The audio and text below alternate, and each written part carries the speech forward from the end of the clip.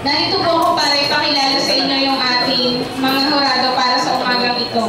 Ang una po ay isa sa pioneer ng ating school, ng Amore International School.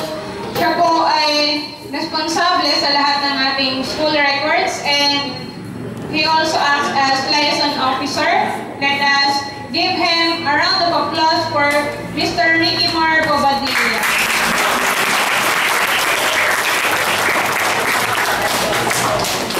Okay. Our second judge is a mother of 2 children. She is also a pioneer of this school and a very supportive mother. Let us give a big hand for Mrs. Rowena Dimaano.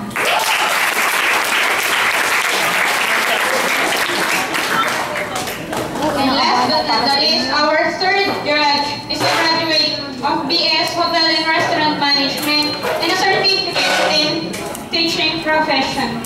She is a faculty member of this school. Let us welcome Miss Jasmine S. Milan.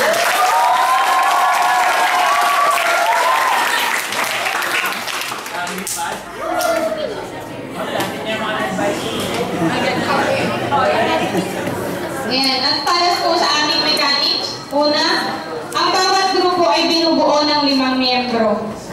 Pangalawa, bubunot ang 2 grupo na unang maglalaban para kung sino ang sa positive and negative sides.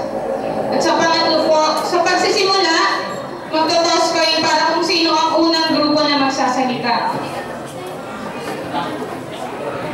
At sa pang-apat po, bibigyan ng 5 minuto ang unang grupo magsasalita. Ibig sabihin, may tigil 1 minuto ang bawat miyembro para magsalita.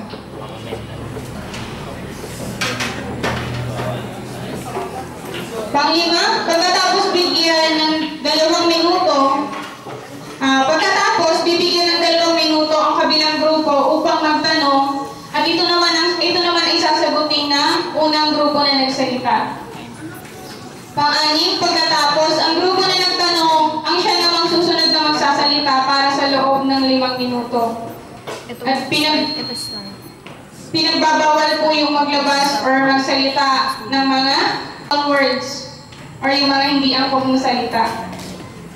Ang mga judges lamang ang may karapatang magdeklara kung sino ang nanalo ayon sa kriteria na nakapaloob.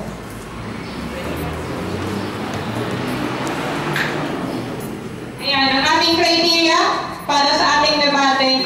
Una yung speaking skills, that is 30%. Then we have constructive speech, 35%, and argumentation skills, also 35%, for a total of 100%.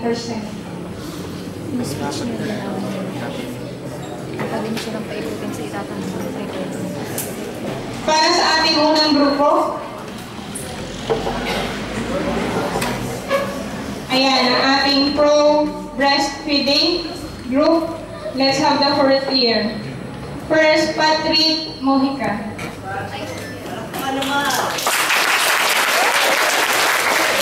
Gigi Albayani. Mariel Arroyo. Lasana Keita. Emily Sempan. Sa ating call group, the first year, we have Joseph Christian Unlayao, Julian Nicolo Chokson, Chelsea Mika C. Beng, Patricia Tayoto, and Eliza Damueva.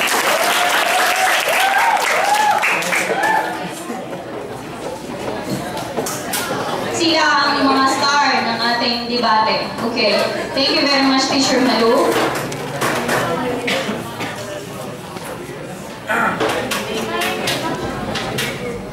Yung mga contestants na yan ay para sa first round lang.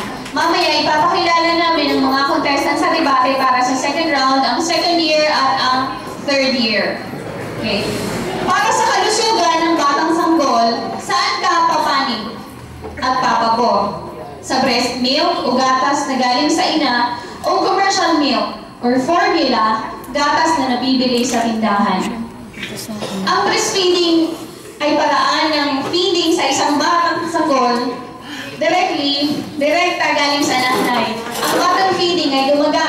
formula milk.